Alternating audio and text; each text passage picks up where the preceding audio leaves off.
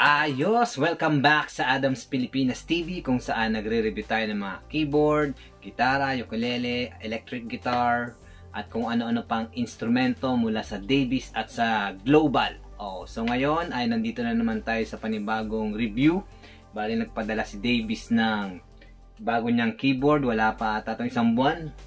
Pinatest sa akin at ito yung model niya, Davies 610, pinaka-latest. Meron na siyang USB at yung screen niya is blue light LCD. So mas in-upgrade yung ano niya. 'Di ba dati LED lang, ito LCD na, may monitor ka na. Pero kalahati lang. So yan. Huwag na natin patagalin pa. Reviewin na natin ang Davies D610. Ayos. So ito na nga ang D610. At ito yung power nya. Ito yung power. Ito yung normal piano. Kaya pupunta kayo sa volume. Andito yung master volume nya. Ito yung master volume. Pwede nyo ipunta lang ng 7. Ito, sustain. Pwede nyo gamitan ng sustain.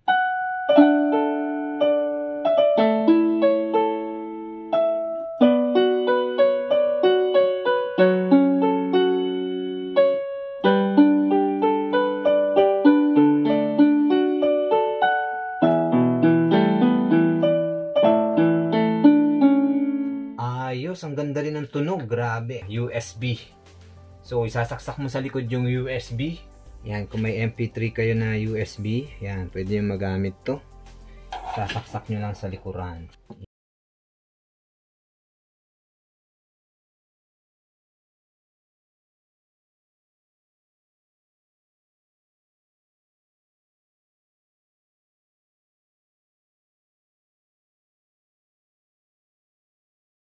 Pwede nyo i-play.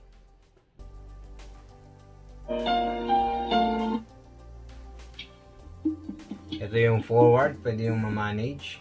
Pwede yung hinaan dito.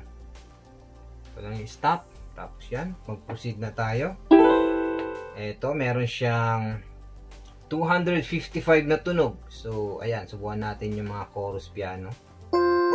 Yan, ito maganda to.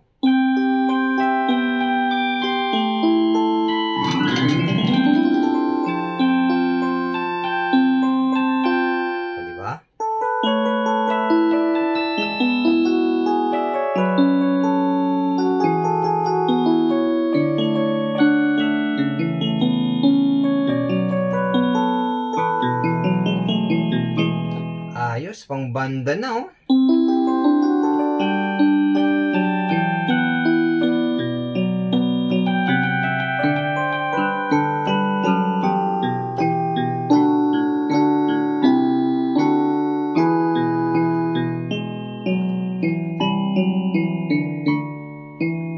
Ito, subukan natin yung mga strings. Strings niya is nasa 31.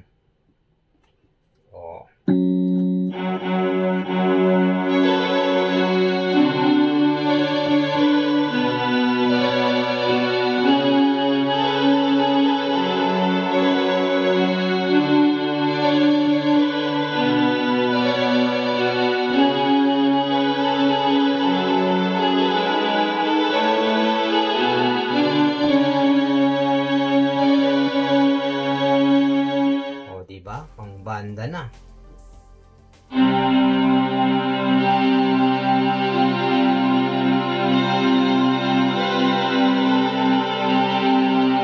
Balik natin sa piano.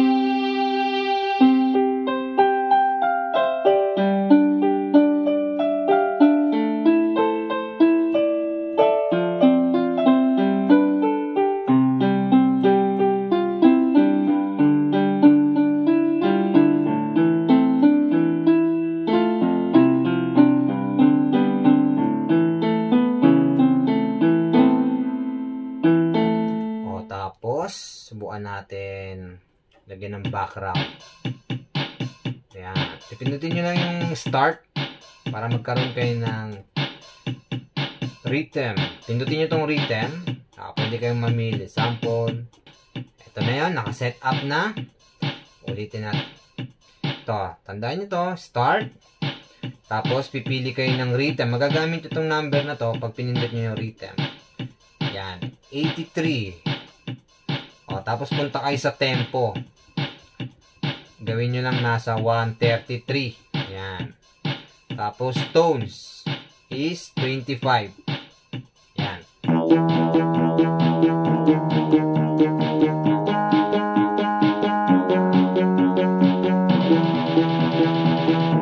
Rolling yan.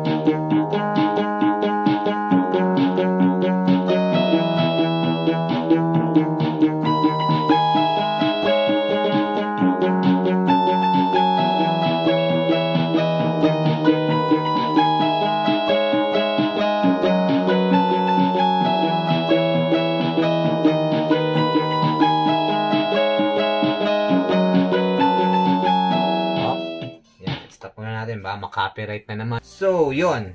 Punta naman natin to. Ito yung sustain niya. Meron na yun. Split. Yan. So, dito yung ano. Piano. Kumbaga nahati na. Piano. Dito yung sync bass.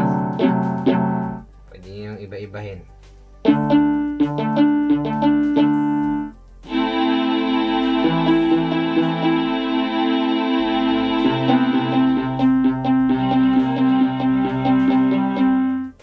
Ibahin yung ano niya.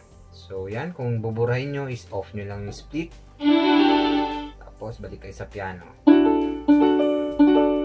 Ito, memory. Yan yung tinatawag na sample. Ang piano mo is piano. Lalagay mo yan sa M1, memory 1. Pindutin nyo muna tong memory and then 1.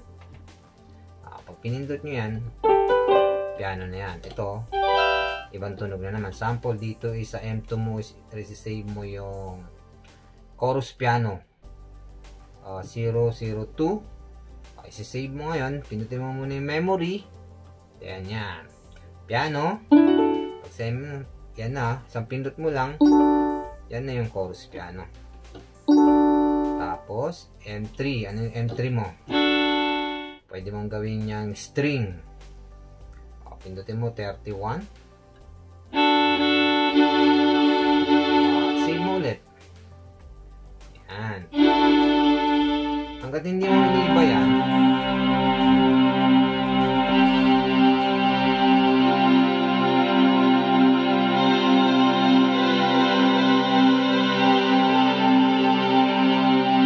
tapos piano.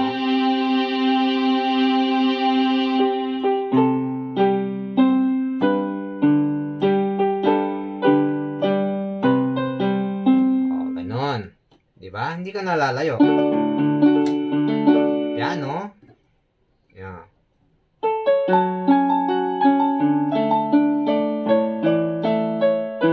Ibahin mo yung tunog.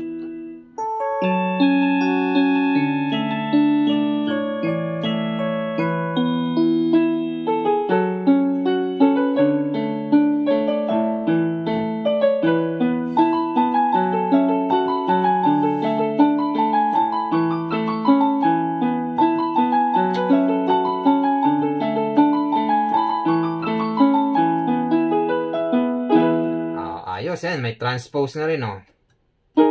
Transpose kung gusto yung taasan. Diba? Kung mababa po siya.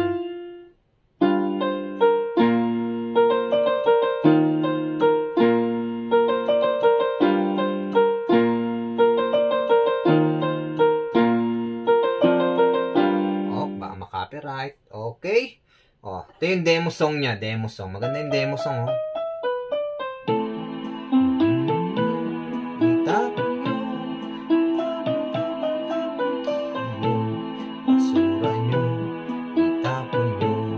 Okay, stop na natin. Tapos ito yung keyboard piano. Drums.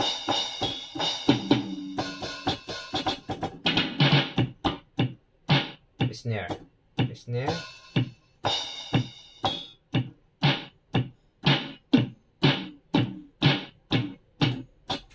Ito.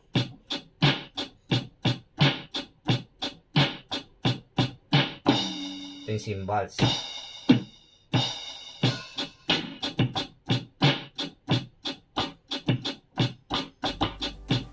May enjoy nyo siya sa mga bata, sa mga pangbanda, lahat hanggang sa paggaling nyo na. So, yan. Ayos.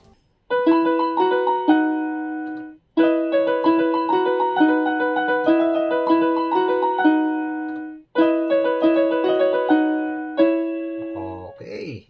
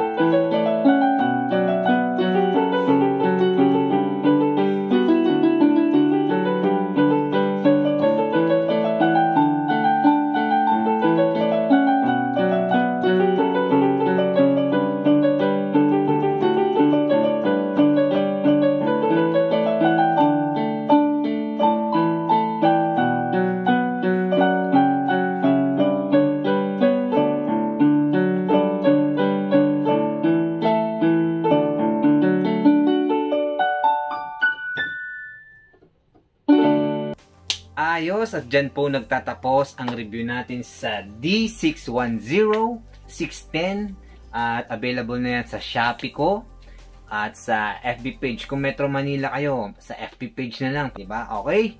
So, shout out sa iyo kay Yan, hindi ko alam yung apelyido niya eh. Siya ang pinakaunang bibili nito. Shout out sa iyo, maraming salamat at God bless you all.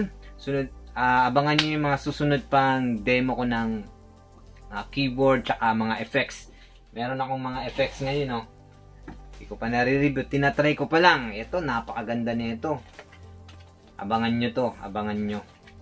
Sa mga gitarista dyan, o kaya bumili ng electric guitar pero wala kang amplifier, napakasulit nito. So, dyan nagtatapos ang video ito. Ingat po kayo palagi. Thank you po and God bless you.